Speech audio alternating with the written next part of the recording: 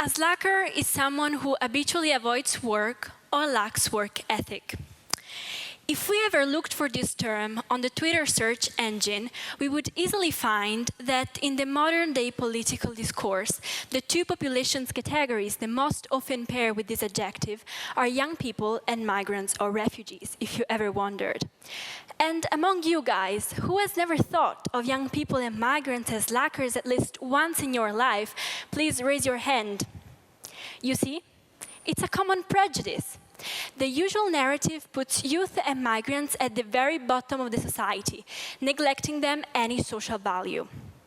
However, I bet that you've also experienced the opposite narrative while reading a newspaper or watching the news. Everyone knows about the story of the young Greta Thunberg, who mobilized millions of young people to demand climate action, or Malala Yousafzai, the Nobel Peace Prize laureate who was shot in the head because of her advocacy for girls' education. I am also pretty sure that you've heard about the free migrants who were awarded Greek citizenship after having saved people from the devastating fires near Athens last July. Now, you may be asking why on earth I am giving a TED talk on this topic, since I haven't mobilized a million people, I have never won the Nobel Peace Prize, and I have never saved a life. Well, maybe that's exactly why I'm here. I'm standing on this stage in front of you to say loud and clear that besides the heroes that get the headlines for their astonishing achievements, there are millions and millions of young people who are, usually unheard, slowly but effectively acting to reshape and rebuild their communities. All of these forgotten changemakers don't act to add experiences to their CVs, nor to win prizes, and most times neither to receive any public acknowledgement at all. They act because they want to give meaning to their lives, and the inner acknowledgement they receive is acting according to their humanity. And I'm here to tell the story of some of them. I think that everyone needs to have a purpose in his life in order to enjoy a meaningful, happy, and fulfilling existence. Growing up, the two things I loved the most were traveling and reading. Mixing those two passions up, I became interested in exploring new cultures, and I started learning foreign languages. And after a while, I fell into Malala's autobiography. That book made me understand once and for all that I wanted to follow her example. I wanted to dedicate myself to the unheard, the forgotten humanity, and relieve her plight. As I was 11, 12, everyone was telling me that I couldn't do so right now. I was too young. I had to go to university and find a job in the UN, and then maybe I was eventually going to be able to achieve my goal of helping the most in need.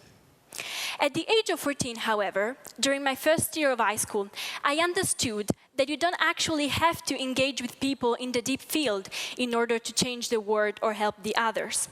Forgotten people, left at the very bottom of the society, reside in every community.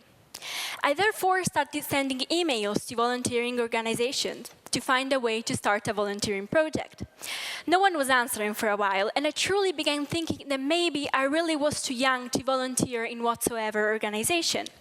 However, after a while, I understood that UNICEF had a local group of volunteers. I sent an email to the committee in Ancona without expecting an answer, actually, but the answer arrived, and I have been a volunteer for that organization for 2 years, full of satisfaction and challenges. Throughout these years, I understood that institutions find it hard to integrate young people into the decision-making processes, and it always feels like they're granting them some privilege and honor if they give them a seat at the table. That's why we don't have to wait to be invited at the decision-makers table, but we have to go and get the place that is owed to us. We have to get together and change things from the bottom if we're always going to be treated as the excluded from the societies. Nowadays, the ones depicted as slackers, unwilling to change the world, and wanting to do just the least that is possible are migrants and young people. But guess what? Young people and migrants are exactly the ones who are revitalizing the civil social fabric at its grassroots level, and they are paving the way for change all over the world. An example is a project I was sincerely honored to take part of. I had organized an event at school with a UNHCR spokesperson to talk about the situation of refugees in Italy and abroad. And among the audience of students, there were some young migrants who raised their hand at the end of the talk and said that it meant a lot for them that people were interested in them and the young students cared about their situations. Their gratitude moved many kids in the crowd, and after a couple of weeks, we went to the organization that hosted them and we started visiting them numerous times. We would talk about our lives, education, jobs, future plans, and we would exchange ideas, opinions, and stories. They were extremely open to talk about their journey, what they left behind them, what they lost, why they left. Some had a family back home, some had kids, some had a job and an accomplished position. Some had started their journey with some relatives and friends, others were alone. Some had been moving in between the porous borders of tens of sub-Saharan countries for years. Others went straight to Libya and then to Europe. Some wanted to finish their education, others to get a job. Everyone, however, had the same dream: to find peace and to integrate themselves into a community. And we understood that in some way our adolescence dream was the same: to be at peace with ourselves and the others, and to find our place in the world.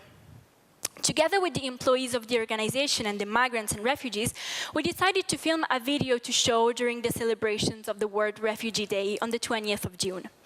This video was conceived as an interview where students and migrants were asked the same set of questions.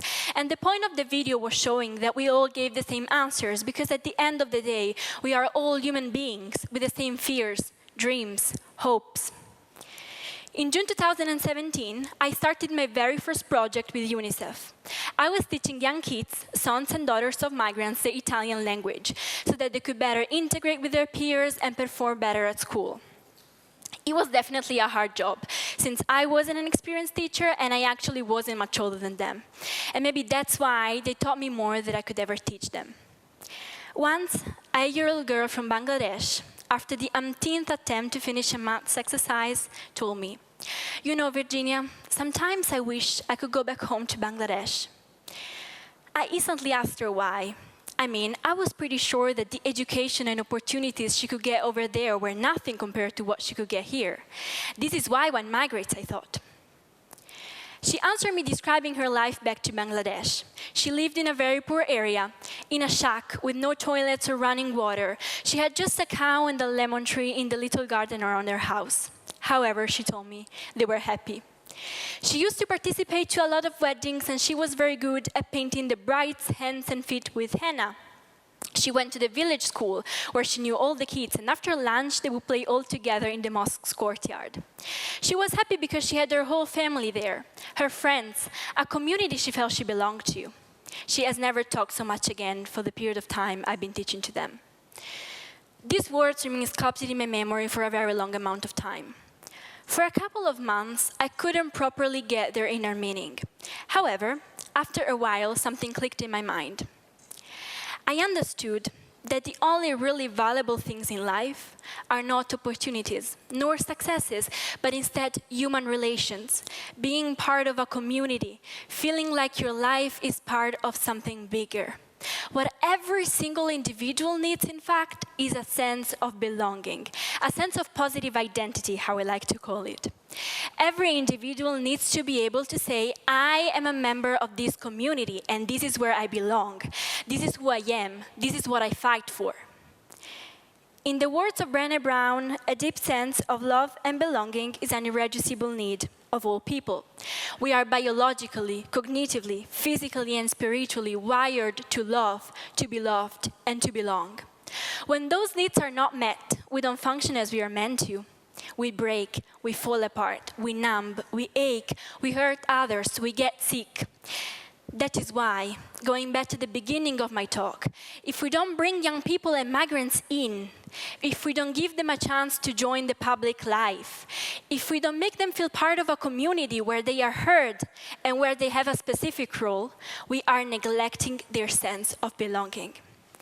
Terrorism, foreign fighters, forms of hatred and violence in schools, they all come from this neglected sense of belonging. If we want to fight against terrorism, violence, fanaticism, and hatred, that's what we have to do. We have to bring people in. We have to include them. We have to give them a seat at the table. Thank you. Grazie.